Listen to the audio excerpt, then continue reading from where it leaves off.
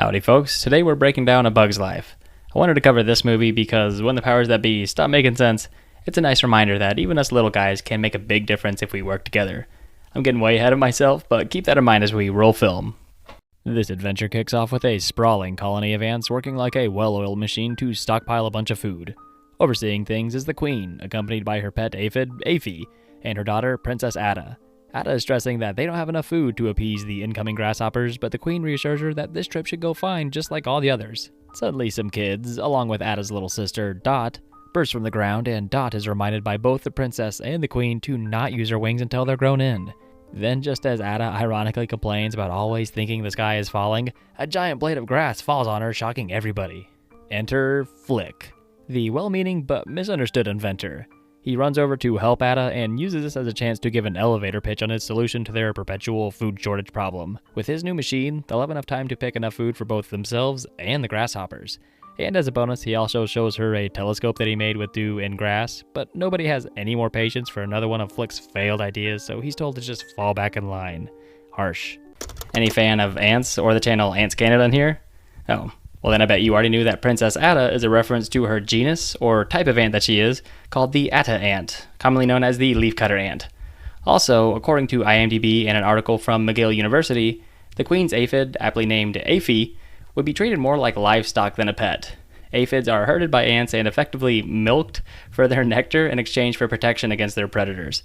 It's called a mutual symbiotic relationship, and this is your daily reminder that nature is metal.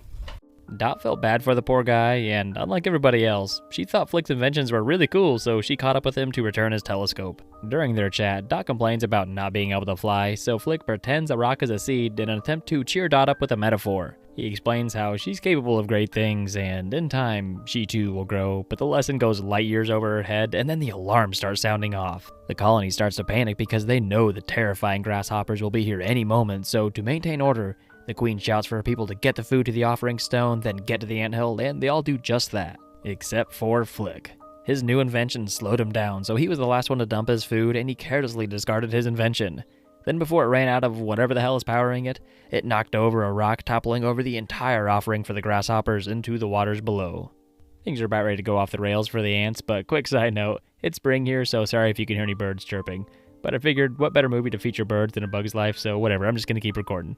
Anywho, Flick immediately beelines to Princess Ada to confess his grave mistake, but the grasshoppers get there first and they smash their way inside the anthill, demanding their food. Then their menacing leader with a scarred eye, Hopper, gives Ada a new lesson in leadership, and that is everything is her fault. Then Hopper tries to threaten the colony about their place in the circle of life, but then Hopper's simpleton brother, Molt, accidentally embarrasses the leader by elaborating how birds eat grasshoppers, like how Hopper almost got eaten by a blue jay once, likely giving him that scar and his ornithophobia, or fear of birds. Hopper publicly thrashes his brother by savagely reminding him that he's only alive because of the deathbed promise he made to their mom, and then he gets back to his day job being a mob boss to a bunch of ants. And of course, he has to send a message to everybody, so while he has everyone's attention, he threatens to feed poor little Dot to the insane grasshopper called Thumper. Then while all the others are stricken by the bystander effect, Flick stands up for Dot in the face of their oppressors, but he's personally punked out by Hopper.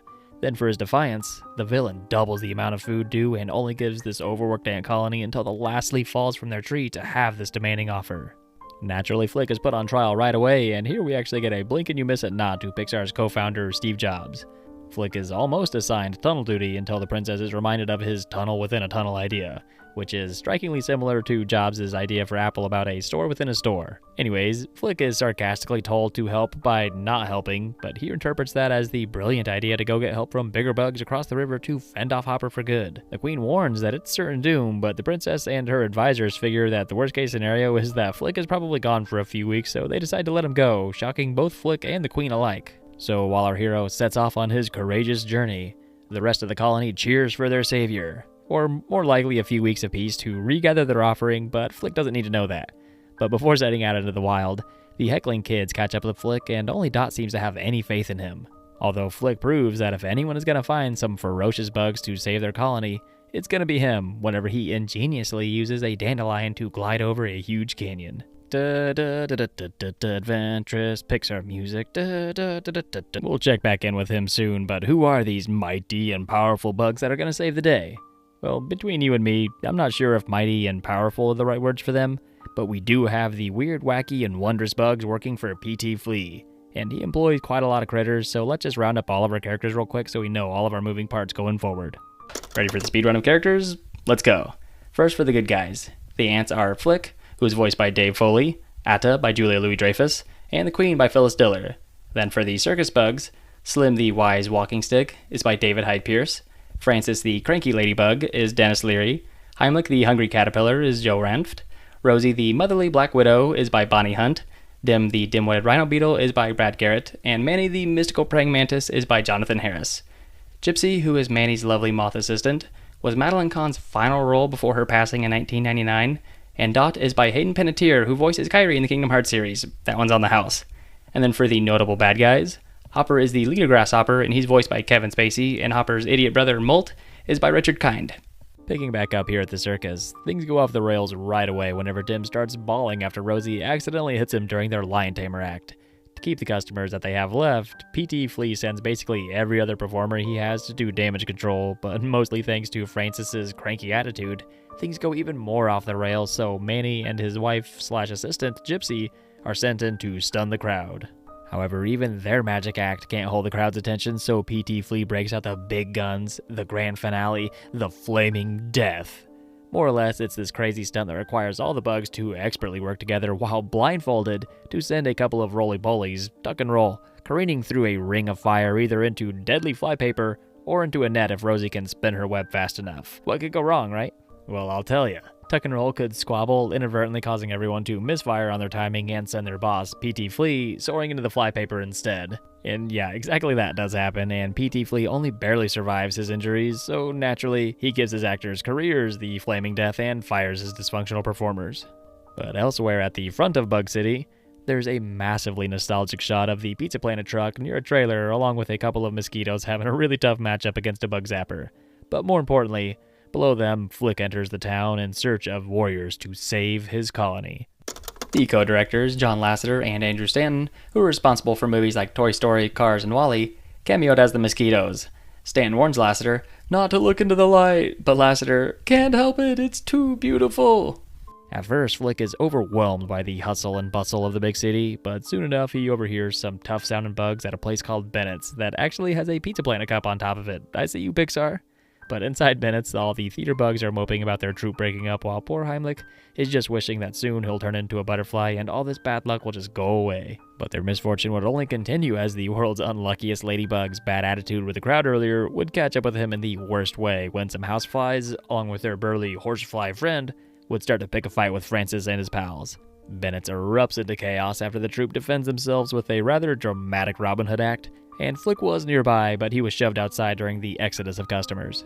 The act didn't really fool the flies for long though, so they still choose violence, and it's no surprise that the bugs that majored in theater can't really fight, so instead they run, causing the entire can Bennett is in to roll over, but luckily leaving them as the last bug standing. Then Flick sees the troop heroically standing over the bullies, and he couldn't be more sure that he's found the ones that will save his home.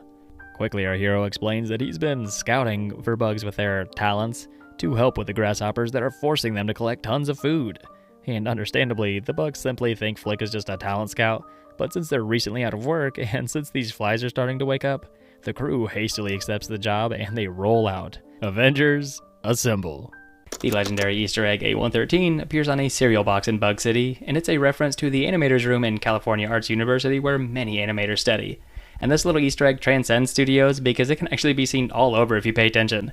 A couple of my personal favorites are an Iron Giant, where the giant's bite makes the 3, and in WALL-E, where it's one of the ship's main directives. So yeah, there's obviously a misunderstanding in the works here, but to Flick's credit, he explains the whole situation on the way back to the colony, but he tells everything to Tuck and Roll, who have no idea what he just said. But fun fact, based on various Disney merch released over the years, fans now know that Roll is the one with the unibrow.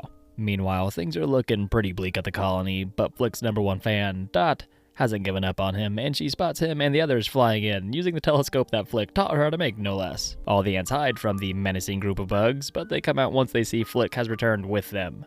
However, the princess never thought Flick would actually return with help, so while she's deliberating next steps with her advisors, Francis tries to win her over by enthusiastically saying that they're gonna knock the grasshoppers dead. Very poor choice of words, Francis. The misunderstanding will soon become clear, but while everyone is passionately cheering for their saviors, Slim comments how they must be hard up for entertainment, which is a line borrowed from Three Amigos, another movie with a very similar plot about actors fending off bandits.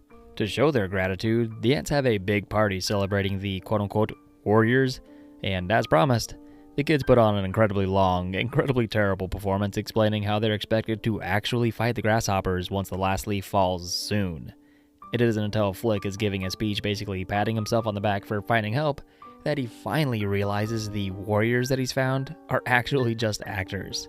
Flick and the others abruptly excuse themselves to sort things out, and once he's alone with the theater troupe, each party blames the other for being misleading, but we, the attentive audience, know it was just an honest mistake. But either way, while our hero was desperately begging for the actors to stay and help, Ada had grown suspicious of the so-called warriors, so she hollered nearby, insisting that she be a part of this meeting. However, everyone has already started flying back over the canyon, including Flick, still begging, but Dot saw the whole exchange, so she did her best to fly over and help her friend.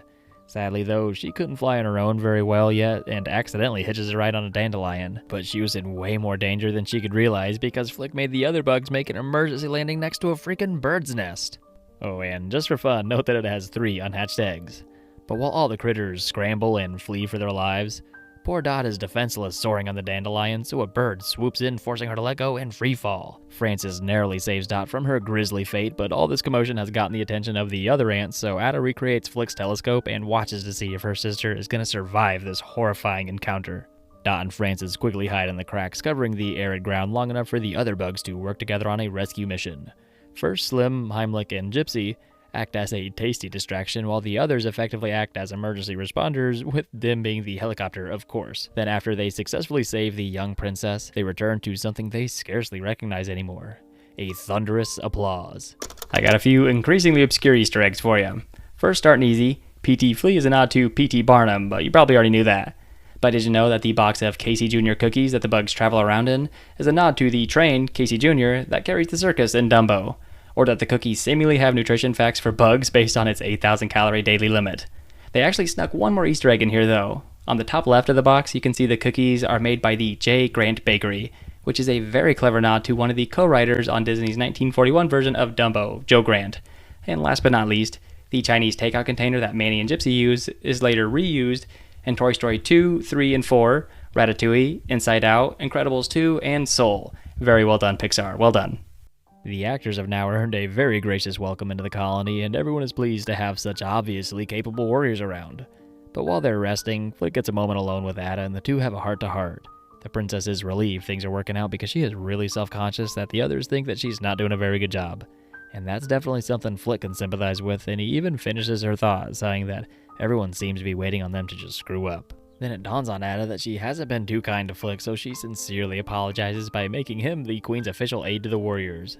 Then she pays him a compliment about facing down a bird because, after all, even Hopper has ornithophobia or fear of birds, and even he wouldn't be brave enough to do that. That gives Flick a brilliant flash of inspiration, so he thanks the princess with a peck on the cheek, and then he races off to the actors/warriors. Manny is reluctant to even hear the ants plan out, but after some adoring kids come asking for the actors' autographs, they decide to hear out the plan, which they relate to Ada, who in turn tells the colony. And Flick's rather genius plan would be to exploit Hopper's fear of birds by making a giant model of one to scare off all the grasshoppers. And it's a plan so crazy that it just might work. They all get started right away, and working together, they use leaves, twigs, and other odds and ends to actually build a convincing-looking bird model. All the while, Flick and Ada kept finding themselves exchanging nervous glances with each other. How sweet. Flick and Ada sitting in a tree. K-I-S-S-I-N-G. I'm why they shouldn't give microphones to just anybody. But meanwhile, at the sombrero where the grasshoppers hang out when they aren't bullying ants, Molt is fed an idea that he passes on to Hopper.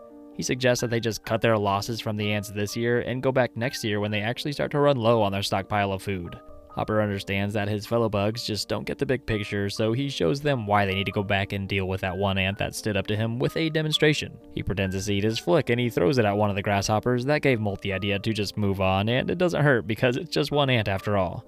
But then to prove his point, Hopper completely buries the mutinous grasshoppers in seeds to show how they wouldn't stand a chance if all the ants started dissenting too. And now that Hopper is worked up over the ants, he decides it's time to pay them a visit. Let's ride. Back at the anthill, everyone is having another celebration for their heroes, but once Flick gets a moment alone with the bugs, he lets them know that they are free to leave and stay out of harm's way. However, they've all grown kinda used to having such a good audience, so they decide to stay. And then to put a cherry on top of such a good night, Princess Ada even comes over thanking Flick for all that he's done to help. But this is a Pixar movie and things are going a little too well, so suddenly alarms start blaring and none other than P.T. Flea comes storming into the party looking for his former performers, and in doing so, he exposes them as just a bunch of actors, not warriors. Feeling betrayed that Flick could have lied to everybody like this, Ada exiles him from the colony, along with the circus bugs. Things are looking pretty bad for our hero, so how about a fun fact? This movie came out in 1998, right? And at that time, no rhino beetle with a horn shaped like Dim had been discovered. But roughly 8 years later, the Megasaurus Brian Saltini was discovered. Then the entomologist Brett C. Ratcliffe dubbed this weird phenomenon as the Dim effect after Dim. Neat. And really, that turn of events couldn't have come at a worse time, because the very next day, the last leaf falls and the ants don't have nearly enough food to appease their oppressors. Dot and the kids would watch in horror from afar as Hopper and his crew arrive and start attacking the colony for coming up short. Then while everyone is panicking, Hopper takes the queen and the kids run to their hideout where they'd overhear Hopper's despicable plan to end the queen to make sure all the other ants fall back in line. Dot obviously can't let that happen to her grandma, so she tries to get help. However, after leaving the hideout, the insane grasshopper Thumper finds her and chases her off a cliff where she'd seemingly fall to her demise while desperately trying to fly. But once Thumper leaves and the coast is clear, Dot proves to be a great flyer after all, and she gets back to finding Flick and the others before they're too far gone. When Dot eventually catches up with the circus, Flick is feeling totally discouraged. Even after Dot gets everyone up to speed on Hopper's plan and after the bugs give our hero a pep talk, he still can't find the will to fight back. However, the clever little princess wants to show Flick that she did listen to his advice earlier about being capable of great things, and she now wants to give him the same advice. So she flies away and returns with a rock, pretending that it's a seed, of course. Now feeling more motivated than ever, the bugs tie up P.T. Flea, hijack the boxcar, and they race back to the colony to save the day. To get things started, Flick sneaks off to the hideout to recruit the kids to operate their fake bird. Next, the circus bugs bravely stage a distraction by pretending to be a surprise for the grasshoppers. The villain's first instinct is to squash the actors, but Hopper is won over by Tuck and Roll's non-stop fighting, and he decides to let the rest of the performance play out, allowing Flick and the kids time to sneak up to the bird. During the show, Manny uses his trained skills as an actor to allow the Queen to be a volunteer for the disappearing act into the legendary Pixar takeout container. But, thanks to some sneaky sleight of hand, or wing, by Dim, the Queen never actually went inside the box. She was hidden in the beetle's shell. When Gypsy emerges from the box, everybody is fooled but Hopper, so he demands to see his hostage, but instead, he sees a convincingly terrifying bird swooping down on everybody from out of nowhere. The actors and ants do a fantastic job of selling the carnage by using some delicious boysenberries as fake blood, but things go off the rails whenever Flea is freed from Rosie's webbing during all this commotion. And remember, Flea was never privy to the fake bird plan, so he rather heroically recreates the flaming death trick, and he sets Flick's aircraft on fire, causing it to crash. Somebody on IMDb claimed that Hopper is considered one of the most evil Pixar villains because he doesn't have any real redeeming qualities or a compelling reason to be so aggressive, since he's just a little grasshopper. Well, during the course of my research, I learned about phenotypic plasticity. When certain environmental factors are present, namely like overpopulation, grasshoppers actually turn into locusts, and I think that's more the vibe they're going for Hopper and his gang. They're like locusts that need to just gobble up as much food as they can. Thankfully, the ants are all okay, but the jig is up, so Hopper returns madder than hell, demanding to know whose idea the bird was. Flick bravely stands up to the villain, but is savagely beaten by Thumper as an example to the rest of the ants watching. Afterwards, Hopper gives a threatening speech to remind the ants that their lot in life is to serve the grasshoppers. However, my boy Flick didn't hear no bell, so he musters the rest of his courage to stand on his feet, and he rallies his fellow ants with a rousing speech of his own. By gathering enough food for both sides year after year, Flick knows the ants are the stronger species, and he can tell by the look of fear growing on our villain's face that Hopper knows it too. The monstrous grasshopper tries to crush Flick before such a dangerous idea can spread, but it looks like it's too late for that. Ada saves Flick from the underside of Hopper's foot, and the rest of the people are ready to follow her lead and chase off the grasshoppers for good. Hopper stubbornly stayed behind to go down fighting tooth and nail, but right before he gets his just desserts, the clouds tear open and it starts pouring. Then as everybody is panicking from the falling deluge, Hopper gets a chance to grab Flick and he flies into the tree above. The circus bugs band together to quickly mount a rescue, but Hopper is too evasive and he gets away. It would be Princess Ada who swoops in from out of nowhere to save Flick, but of course Hopper gives chase, so Flick thinks on the fly, and he orders Ada to head away from the colony. Upon landing, Flick insists the princess stay hidden no matter what, but soon Hopper descends on our hero ready to finish him off.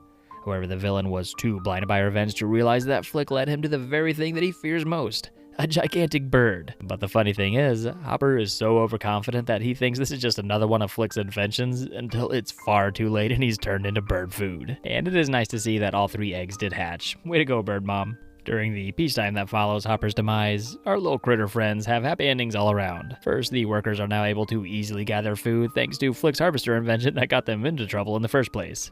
Then the circus, now including Molt, leaves with more self-esteem and a more popular reputation than they've had in years. But before the actors leave, they give the hero of our story some claps, and soon every single ant in the colony is joining in to give Flick the roaring applause that he deserves. As for Ada, her mom bestows on her the highest honor possible and makes her the new queen, and in turn, Ada gives Dot her princess tiara. Then as a little cherry on top of things, Heimlich emerges from his cocoon as a beautiful butterfly, and as far as he knows, uses his teeny tiny little wings to take flight. And then Flick and Ada hold hands as they watch their unlikely saviors fly away to find new adventures of their own. I got a buzzer beater for you. This was the first Pixar movie to do many things that would be a standard for the studio for years to come. It was the first Pixar teaser trailer showing misleading/alternate scenes, the first Pixar release to feature a short film before the full-length movie, this one being Jerry's Game, of course, and lastly, the first to have outtakes in the credits, and in some versions of this movie, Woody from Toy Story actually pops up. But okay, that is a wrap.